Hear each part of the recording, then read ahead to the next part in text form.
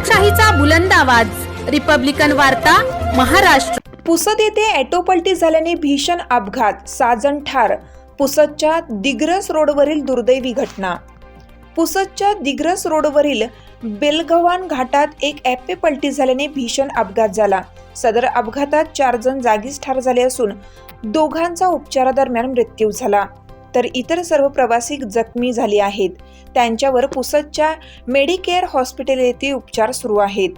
याबाबत प्राप्त माहितीनुसार दिनांक 16 जानेवारी 2024 रोजी सकाळी 11 वाजण्याच्या सुमारास एक ॲटो क्रमांक MH293172 यामध्ये धुंदी वसंतपूर धानोरा गावातील 11 ते 12 जण नवस करण्यासाठी पोहरादेवी जवळील उमरी येथे जात असताना अचानक पुसद दिग्रस रोडवरील बापूजी आणि स्मारकाजवळ सदर ॲटो पलटी झाली।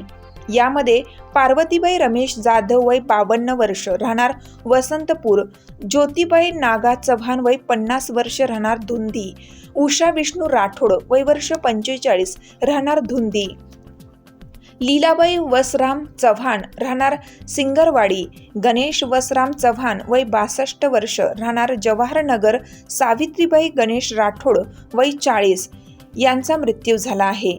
तसेच चालक ज्ञानेश्वर गणेश राठोड व इतर प्रवासी गंभीर जखमी झाले असून जखमींना उपचाराकरिता मेडिकेअर हॉस्पिटल पुसद येथे तर काहींना नांदेड येथे रेफर करण्यात आला आहे। मृतकांना शवविच्छेदनाकरिता शासकीय रुग्णालय पुसद येथे दाखल करण्यात आला आहे।